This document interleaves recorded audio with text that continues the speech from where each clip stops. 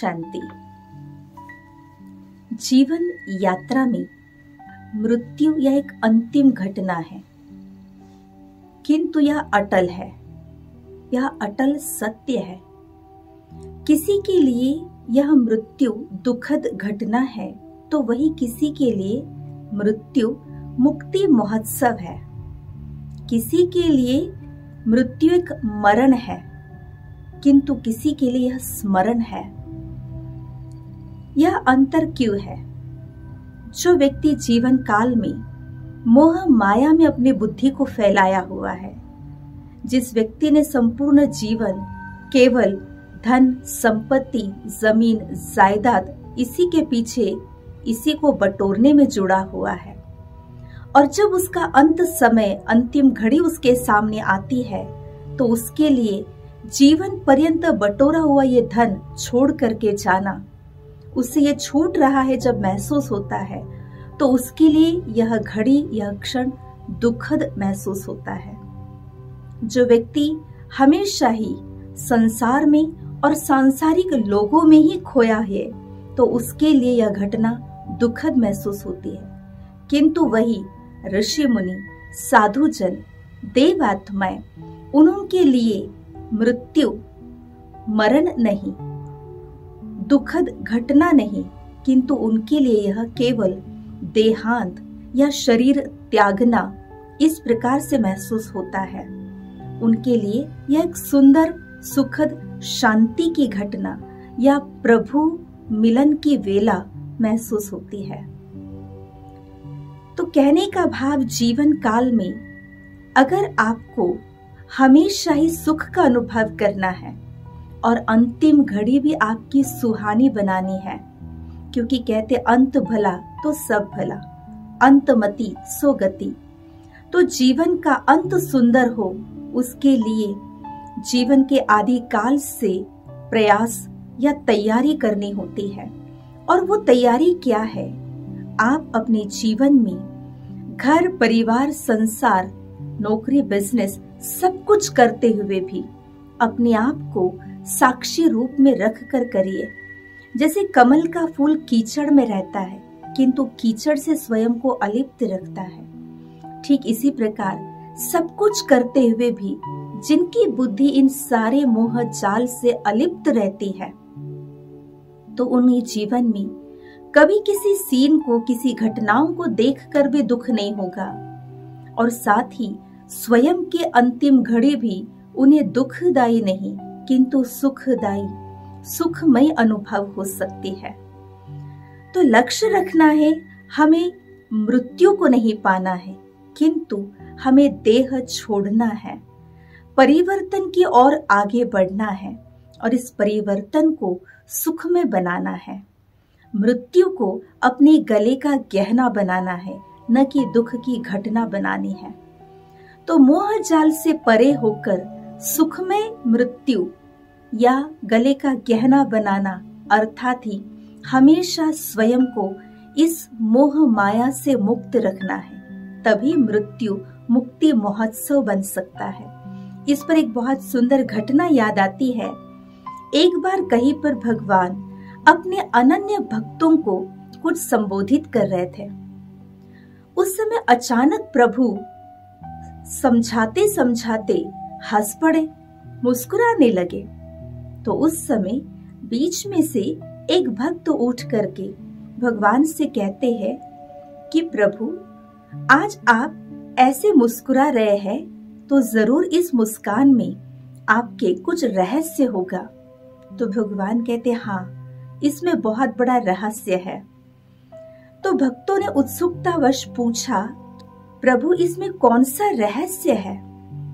उस समय भगवान ने कहा कि इस जगह से 1 किलोमीटर की दूरी पर एक सेठ जी, एक व्यापारी बैलगाड़ियों में बहुत सारा सामान भर करके व्यापार के लिए कहीं निकल रहा है। किसी शहर में इन सभी को बेच करके बहुत धन, संपत्ति, मुनाफा इकट्ठा करने के लिए निकला है, किंतु उसकी एक बैलगाड़ी रास्ते के पानी के कीचड़ में फंस गई है और उसके साथी उस बैलगाड़ी को उस कीचड़ से निकालने में जुड़े हुए हैं। और तब ये सेठ जी सोचमग्न है, सोच रहा है कि जल्दी से शहर पहुंचूंगा, ये सारा माल बिक्री करूंगा, बेचूंगा और बहुत मुनाफा होगा, बहुत पैसा मिलेगा। जब बहुत पैसे मिलेंगे तो इसी धन से मैं अपनी पत्नी के लिए कुछ सोना खरीदी करूंगा, बच्चों के लिए कुछ सामान खरीदी करूंगा और परिवार के लिए एक शानदार महल जैसा मकान बनाऊंगा। उसी के साथ इन्हीं पैसों से मैं और अपने व्यापार को बढ़ाऊंगा, मेरा व्यापार और बरकत में चलेगा, मेरा व्यापार और बढ़ेगा। और ये सोच ही रहा था, उसके मन में ये विचार चल रहे हैं और इन विचारों से वो बहुत अपने आप में खुश हो रहा है। किंतु उस व्यापारी को ये पता नहीं है कि उसकी 7 दिन के बाद मृत्यु होने वाली है, और जिसके 7 दिन के बाद मृत्यु, वो अपने 7 जन्मों की 7 पीढ़ियों के बारे में सोच रहा है। यही देख करके मैं मुस्कुरा रहा हूँ। तो उसी क्षण एक अनन्य भक्त खड़े होकर के प्रभु से पूछते हैं कि प्रभु, मेरे लिए क्या आज्ञा है जो उस व्यापारी को संदेश दे सके, उसकी चेतना को जगा सके। तो उस समय प्रभु ने कहा, हाँ, इसी वक्त जाकर के सेठ जी की चेतना को जगाओ, उन्हें अपने कल्याण के बातों को समझा के आओ। तो प्रभु की आज्ञा पाकर वो भक्त, वो शिष्य निकल पड़े और 1 किलोमीटर की दूरी पर ही व्यापारी को देखा। व्यापारी से मिल करके कहा कि हे सेठ जी, आप कौन से स्वप्नों को रंगा रहे हो, किस बात के चिंतन में खोए हुए हो, किस बात को याद करके इतने मुस्कुरा रहे हो और खुश हो रहे हो? क्या आपको पता है कि 7 दिन के बाद आपकी मृत्यु है? सेठ जी बहुत ही आश्चर्य होकर के उस भक्त से पूछते हैं, ये कौन सा समाचार सुना रहे हो और आप कहाँ से आ रहे हो? आप कौन हो जो आप मुझे मेरे मृत्यु की बात सुना रहे हो? तो उस समय अपने आप का परिचय देते हुए उस भक्त ने कहा कि ये संदेश भगवान का है, भगवान ने मुझे आपकी चेतना को जगाने यहाँ पर भेजा है। भगवान ने मुझे कहा है आप अपने कल्याण के लिए कुछ कार्य कीजिए। आप जिस विचारधारा में डूबे हुए हैं, इसमें से कुछ भी तो आपके साथ नहीं चलना है। और जब व्यापारी ने सुना कि भगवान ने संदेश भेजा है, भगवान ने चेतना जगाने के लिए कहा है, तो वो अपने सिर को हाथ लगाकर एकदम पछतावा करने लगा, रोने लगा। हाँ, ये क्या है? अब तो मैं व्यापार को और बढ़ाने के बारे में सोच रहा हूँ। मैंने तो जीवन काल में खुद के कल्याण और उद्धार का कोई भी काम आज तक किया नहीं है। ऐसा कोई पुण्य कमाया ही नहीं जो मृत्यु के पश्चात मैं अपने साथ ले चलूं। और ये क्या, मुझे अचानक ये चेतावनी मिल रही है कि 7 दिन के बाद मरने वाला हूँ। तो रोने लगा, चिल्लाने लगा, शोक मनाने लगा। तो उस समय उस भक्त ने सेठ जी को कहा कि सेठ जी, ये रोने पछताने वक्त की वेला नहीं है। इस समय पर आप प्रभु शरण चलो, प्रभु आपके ऊपर जरूर कृपा बरसाएंगे। तो सेठ जी कहते, अच्छा चलो मैं आपके साथ आता हूँ, और उसके साथ चलकर प्रभु से मिलते हैं। और प्रभु को कहते कि प्रभु आप तो मेरे ऊपर कुछ कृपा करो, मेरे इस भावी को टाल दीजिए, मेरे मृत्यु योग को आगे कर दीजिए।